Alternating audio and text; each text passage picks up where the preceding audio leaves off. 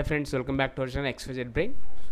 AP 7th class summative assessment 2కి సంబంధించి 7th class Telugu question paper. So ఈ question పేపర్ని అయితే బాగా ప్రాక్టీస్ చేయండి. సో ఇదైతే మీకు ప్రాక్టీస్ పేపర్ లాగా అయితే పనికి వస్తుంది. దీంట్లో నుంచి కొన్ని మనం తప్పకుండా అయితే ఎక్స్పెక్ట్ చేయొచ్చు. సో మీరు చేయాల్సింది మాత్రం సో పక్కాగా ప్రతి ఒక్క క్వశ్చన్ అయితే బాగా చూసుకోండి. గ్రామర్ పాయింట్ అనేది మిస్ అవ్వద్దు.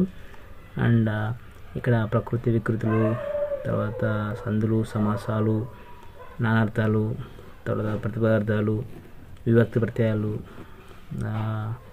అక్షర దోషాలు, కర్మ, నామవాచకాలు, ఘన విభజన ఇవన్నీ చూసుకోండి. వాక్యం సంయుక్త వాక్యము, సంశిష్ట వాక్యము, సామాన్య సంశిష్ట, తర్వాత వ్యతిరేక పదాలు, నానార్థాలు, సందులు, సమాసాలు, విగ్రహ వాక్యాలు, తర్వాత గద్యాన్ని చదివి ప్రశ్నలు రాయడము.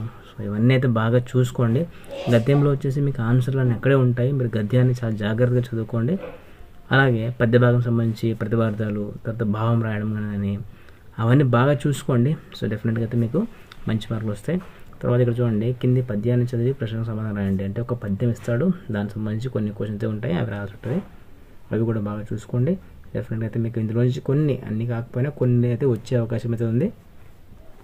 Take it as a practice paper, ఒక ప్రాక్టీస్ పేపర్ లాగా తీసుకోండి. సో బాగా అయితే చూసుకున్నట్టయితే డెఫినెట్గా మీకు మంచి మార్కులు వస్తాయి.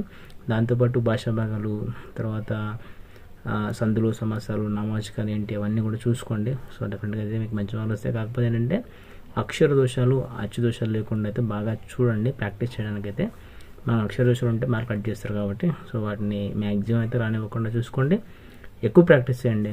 సో డెఫినెట్గా అయితే మీకు మంచి మార్కులు వస్తాయి. ఫోకస్ మోర్ ఆన్ ప్రజెంటేషన్, అక్షర దోషాలు లేకుండా చూసుకోండి. సో డెఫినెట్గా మీకు మంచి మార్కులు వస్తాయి. ఇలాంటి మరిన్ని అప్డేట్స్ కోసం మన ఛానల్ సబ్స్క్రైబ్ చేసుకోండి.